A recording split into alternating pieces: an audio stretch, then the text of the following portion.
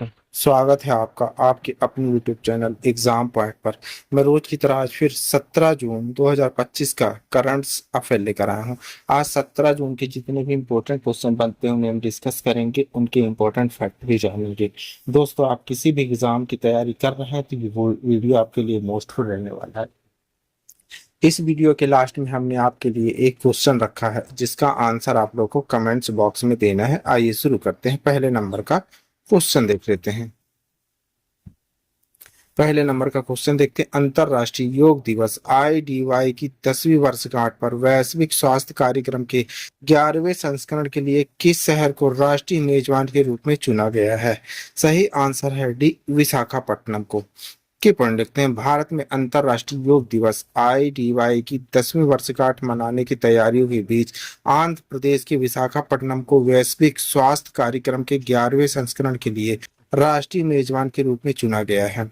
आयुष मंत्रालय और आंध्र प्रदेश सरकार के वरिष्ठ अधिकारियों ने तैयारियों का आकलन करने के लिए एक उच्च स्तरीय समीक्षा और क्षेत्र का दौरा किया। इस कार्यक्रम का उद्देश्य प्रधानमंत्री नरेंद्र मोदी की योग को जमीनी स्तर तक ले जाने के दृष्टिकोण को आगे बढ़ाना है, ताकि यह सुनिश्चित हो सके कि इस प्राचीन भारतीय परंपरा का लाभ हर नागरिक तक पहुंच सके। आइए दूसरे नंबर का क्वेश्चन देख लेते हैं।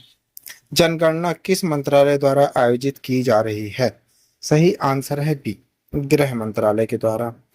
की पॉइंट देख लेते हैं। केंद्रीय गृह मंत्री अमित शाह ने आगामी जनगणना 2025 की तैयारियों की समीक्षा की। जो गृह मंत्रालय MHA द्वारा 16 जून 2025 को औपचारिक अधिसूचना जारी होने के बाद शुरू होने वाला 2 चरणीय कार्य राष्ट्रीय कार्य है। कोविड-19 महामारी के कारण विलंबित दशकीय जनगणना में अब डिजिटल डेटा संग्रह, स्वगणना विकल्प और पहली बार जाति गणना की सुविधा होगी, जो 1 मार्च 2027 तक पूरी होगी। गृह मंत्रालय MHA 16 जून 2025 को जनगणना 2025 की अधिसूचना जारी करेगा, जिससे भारत की पहली डिजिटल जाति आधारित जनगणना की औपचारिक शुरुआत होगी। यह 2 चरणों में होने वाला राष्ट्रीय अभ्यास 2027 तक पूरा किया जाएगा। इसमें जनसंख्या डेटा, निर्वाचन क्षेत्र परिसीमन और कल्याणकारी योजनाओं की योजना के लिए अत्यंत महत्वपूर्ण सूचनाएं एकत्रित की जाएंगी। आइए तीसरे नंबर का क्वेश्चन देख लेते हैं। भारतीय नौसेना द्वारा जिस जहाज पर बचाव अभियान चलाया गया उसका नाम क्या है? सही आंसर है बी, MBWAH है 503। की पॉइंट लिखते हैं। भारतीय नौसेना ने 13 जून 2025 को आग से घिरे व्यापारिक जहाज MV1 हाई 503 पर एक बचाव दल को हवाई रूप से सफलतापूर्वक उतारा और निकाला। चुनौतीपूर्ण मौसम और आग की स्थिति के तहत निष्पादित यह ऑपरेशन समुद्री बचाव समन्वय में एक महत्वपूर्ण मील का पत्थर साबित हुआ, जिसने आपातकालीन बचाव कार्यों को संभालने में भारत की नौसैनिक तत्परता विशेषज्ञता को प्रदर्शित किया गया।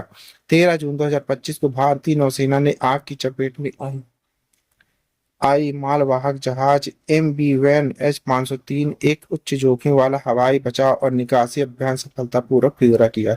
यह ऑपरेशन खराब मौसम और जहाज पर फैली भीषण आग के बीच अंजाम दिया गया, जिससे यह भारत की नौसैनिक तत्परता और आपातकालीन समुद्री बचाव कौशल का एक महत्वपूर्ण प्रदर्शन बन गया है।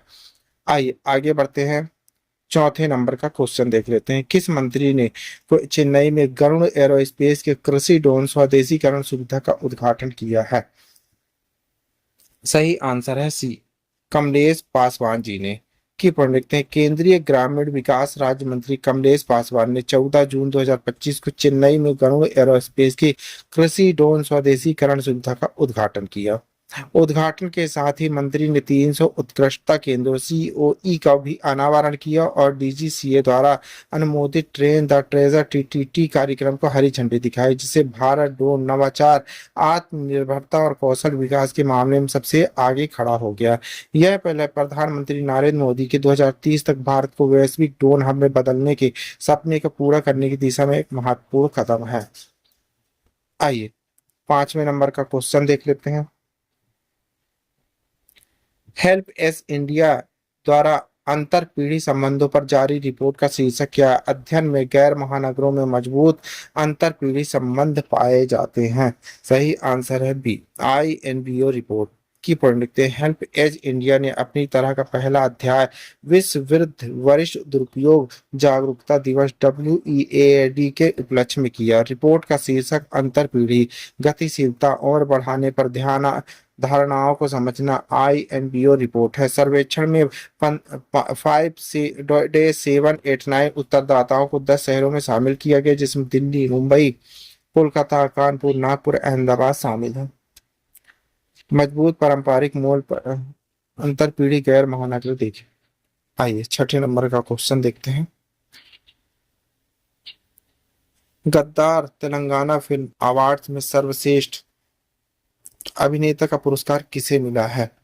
सही आंसर है सी, अल्लू अर्जुन को। की पॉइंट देखते हैं। गद्दार तेलंगाना फिल्म अवार्ड 2024 मुख्यमंत्री रेवंत रेड्डी द्वारा शनिवार को प्रदान किए गए थे। सर्वश्रेष्ठ अभिनेता पुरस्कार अल्लू अर्जुन को पुष्पा 2 में उनकी भूमिका के लिए मिला है।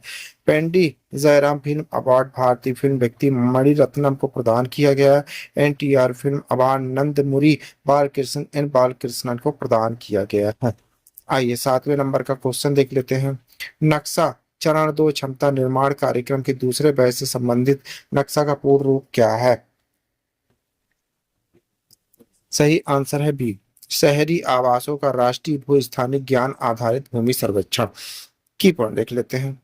भूमि संसाधन विभाग DOLR ग्रामीण विकास मंत्रालय के अंतर्गत चरण 2 का दूसरा बैच नक्शा क्षमता निर्माण कार्यक्रम शुरू करने जा रहा है। नक्शा राष्ट्रीय शहरी आवासों का भू स्थानिक ज्ञान आधारित भूमि सर्वेक्षण है। कार्यक्रम का उद्देश्य शहरी स्थानीय निकाय और जिला स्तरीय अधिकारियों को आधुनिक भूमि सर्वेक्षण तकनीकों में प्रशिक्षण करना है। आइए 8वें नंबर का क्वेश्चन देख लेते हैं। हरियाणा के मुख्यमंत्री ने रेवाड़ी में 15 विकास परियोजनाओं की आधारशिला रखी, जिसकी कुल लागत कितनी है? सही आंसर है ए, 288.31 करोड़ रुपए। की पॉइंट लिखते 15 विकास परियोजनाएं जिनकी लागत 288.31 करोड़ रुपए हरियाणा के मुख्यमंत्री नायब सिंह सैनी द्वारा रेवाड़ी में शुरू की गई। 8 परियोजनाओं का उद्घाटन किया गया, जिसकी लागत 193.94 करोड़ रुपए है। 7 परियोजनाओं की आधारशिला रखी गई, जिसकी लागत 94.37 करोड़ रुपए है। भगवानपुर क्षेत्रफल 9 एकड़ 7 कनाल में जल भंडारण टैंक के लिए 50.58 करोड़ रुपए की घोषणा की गई है। आइए 9वें नंबर का क्वेश्चन देख लेते हैं। यजिक हेलंग ने दक्षिण एशियाई बॉडी बिल्डिंग और फिजिक्स स्पोर्ट चैंपियन में स्वर्ण पदक जीता हुआ किस भारतीय राज्य से है? सही आंसर है ए, अरुणाचल प्रदेश से। की पॉइंट देखते हैं। यजिक हिंगल ने स्वर्ण पदक 15वीं दक्षिण एशियाई बॉडी बिल्डिंग और फिजिक्स स्पोर्ट चैंपियनशिप में 2025 में जीता। यह आयोजन थिम्पू भूटान में आयोजित किया गया था। उन्हें प्रथम स्थान महिला मॉडल फिजिक्स 155 सेंटीमीटर श्रेणी में प्राप्त किया गया। यजिक अरुणाचल प्रदेश से हैं और राज्य की पहली महिला फिजिक्स स्पोर्ट एथलीट है जिन्होंने अंतरराष्ट्रीय स्वर्ण पदक जीत लिया है। आइए 10वें नंबर का क्वेश्चन देख लेते हैं। पुरुष युगल में मानव मनुष्य की जोड़ी WTT कंटेनर स्कोपचे 2025 में उपविजेता रही। WTT कंटेनर स्कोच कहां आयोजित किया गया था? सही आंसर है सी, उत्तर मैसेडोनिया में। की पॉइंट देखते हैं। WTT कंटेनर स्कोच 2025 भारतीय जोड़ी मानव ठक्कर और मनुष्य शाह पुरुष युगल के फाइनल में हार गए। वे 0-3, 9-11, 7-11, 9-11 से दक्षिण कोरिया के जोंग हुन लिम और जून सुंग ओन से हार गए। यह मानव और मनुष्य का कंटेंडर स्तर पर एक जोड़ी के रूप में पहला फाइनल था। गुजरात की इस जोड़ी ने अहमदाबाद में अल्टीमेट टेबल टेनिस के पीछे छठे सीजन को विदेशी लीग प्रतिबंधों के कारण छोड़ दिया है। आइए 11वें नंबर का क्वेश्चन देख लेते हैं। सेना ने पोखरण में हाइब्रिड UAV ड्रोन रुद्राज का सफल परीक्षण किया। रुद्राज ड्रोन किस संगठन ने विकसित किया है? सही आंसर है डी, SADL ने। की रुद्राज एक स्वदेशी हाइब्रिड VTOL ऊर्ध्वाधर उड़ान और लैंडिंग ड्रोन है जिसे solar aerospace and defence limited SDL ने विकसित किया है। इसका सफल परीक्षण भारतीय सेना द्वारा किया गया था। इसमें हेलीकॉप्टर जैसी ऊर्ध्वाधर उड़ान और विमान जैसी लंबी दूरी की उड़ान क्षमताएं हैं। इसे सटीक निजी हमलों के डिजाइन किया गया है, जिसमें 50 किलोमीटर से अधिक की हमला सीमा और 170 किलोमीटर की कुल सीमा है। आइए आगे बढ़ते हैं। 12वें नंबर का क्वेश्चन देखते हैं। मेटा ने भारत में अपना नया प्रबंध निर्देशक प्रमुख किसे नियुक्त किया है? सही आंसर है सी, अरुण श्रीनिवास जी को। की पंडित मेटा ने अरुण श्रीनिवास को 1 जुलाई 2025 से प्रभावी रूप से अपना नया प्रबंध निर्देशक और भारत का प्रमुख नियुक्त किया है। वर्तमान में भारत में मेटा के विज्ञापन व्यवसाय का नेतृत्व कर रहे हैं। श्रीनिवास अब कंपनी के सबसे बड़े वैश्विक बाजारों में से एक कंपनी के समग्र व्यवसाय, नवाचार, राजस्व रणनीति की देखरेख करेंगे। उसका उत्थान शिवनाथ ठुकराल के इस्तीफे के बाद हुआ है और ऐसे समय में हुआ जब संध्या देवनाथन ने भारत और दक्षिण पूर्व एशिया में मेटा के संचालन का प्रभार संभाला है। आइए आगे बढ़ते हैं, 13 नंबर का क्वेश्चन देख लेते हैं। प्रधानमंत्री नरेंद्र मोदी को किस देश की ऐतिहासिक यात्रा की जो पिछले 20 वर्षों में किसी भारतीय प्रधानमंत्री द्वारा पहली यात्रा है? सही आंसर है सी, साइप्रस। की प्रधानमंत्री नरेंद्र मोदी 15 जून 2025 को साइप्रस पहुंचे, जो 20 से अधिक वर्षों में किसी भारतीय प्रधानमंत्री द्वारा इस द्वीप राष्ट्र की पहली यात्रा है। यह यात्रा जो कनाडा और क्रोएशिया सहित 3 देशों की यात्रा का हिस्सा है, तुर्की और पाकिस्तान के बीच बढ़ते संबंधों के बीच प्रमुख भू राजनयिक महत्व रखती है। मोदी इस यात्रा को यूरोप, भूमध्य सागर में भारत की भागीदारी को गहरा करने, तुर्की की क्षेत्रीय प्रमुखता का प्रतिकार करने और एक विश्वसनीय सहयोग के साथ द्विपक्षीय सहयोग को मजबूत करने के प्रयास के रूप में देखा जा रहा है। आइए 14 नंबर का क्वेश्चन देख लेते हैं। फीफा वर्ल्ड कप की मेजबानी किस देश द्वारा की जा रही है? सही आंसर है सी, संयुक्त राज्य अमेरिका के द्वारा। की पंडित फीफा क्लब विश्व कप 2025 इस साल गर्मियों में संयुक्त राज्य अमेरिका में आयोजित होने वाला, जिसमें दुनिया भर की 32 शीर्ष क्लब टीमें विस्तारित व्यावसायिक रूप से महत्वाकांक्षी प्रारूप में भाग लेंगी। 11 प्रमुख शहरों में पहले मैचों के साथ ही यह नया टूर्नामेंट राष्ट्रीय टीम पुरुष कप पैमाने को दर्शाता है, जो इसे वैश्विक क्लब फुटबॉल इतिहास में सबसे बड़े प्रयोगों में से एक बनाता है। फीफा ने क्लब वर्ल्ड कप के प्रारूप में ऐतिहासिक बदलाव करते हुए इसे 7 टीमों से बढ़ाकर 32 टीमों का टूर्नामेंट बना दिया। यह टूर्नामेंट पहली बार संयुक्त राज्य अमेरिका में आयोजित हो रहा है। इसे राष्ट्रीय टीम वर्ल्ड कप की तर्ज पर व्यावसायिक खेल संबंधी प्रयोग माना जा रहा है। यह आयोजन फीफा वर्ल्ड कप 2026 से पहले अमेरिका की मेजबानी क्षमताओं की एक झलक की पेश करेगा। आइए लास्ट क्वेश्चन देख लेते हैं, 15 नंबर। अमिताभ कांत ने किस पद से इस्तीफा देकर अपने 45 वर्षीय सार्वजनिक सेवक करियर का समापन कर दिया है? सही आंसर है सी, भारत के G20 शेरपा।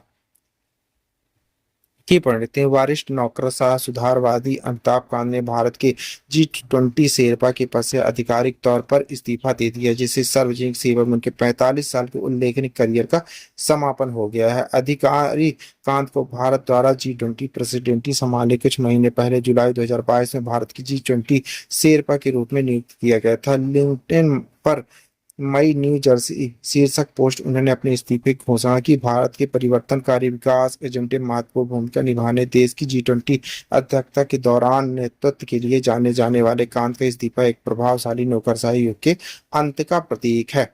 आइए आपके लिए क्वेश्चन है, इसी क्वेश्चन का आंसर आप लोग को कमेंट्स बॉक्स में देना है। क्वेश्चन देख लेते हैं। वन अधिकारों को बढ़ावा देने के प्रयास में केंद्र ने कार्यान्वयन को सुगम बनाने के लिए 300 से अधिक FRA सेल को मंजूरी दी। नई FR सेल किस योजना के तहत बनाई गई? वन बंधु कल्याण योजना, वन अधिकारिता मिशन, धरती आबा जनजातीय ग्राम उत्कर्ष अभियान, जनजातीय अधिकार त्वरण कार्यक्रम। दोस्तों इस क्वेश्चन का आंसर आप लोग को कमेंट्स बॉक्स में देना है। आंसर आप लोग कमेंट्स बॉक्स में जरूर दीजिएगा। आप पढ़ रहे हैं 17 जून 2025 का डेली करंट अफेयर। दोस्तों आप किसी भी एग्जाम की तैयारी कर रहे हैं तो ये वीडियो आपके लिए मोस्टफुल रहने वाला है। इस वीडियो की PDF डाउनलोड करने के लिए आप हमारे टेलीग्राम चैनल एग्जाम पॉइंट पर जाकर वहां से PDF डाउनलोड कर सकते हैं। Thank you for watching my video. इस वीडियो को ज्यादा से ज्यादा शेयर करें, लाइक करें, कमेंट करें। Thank you.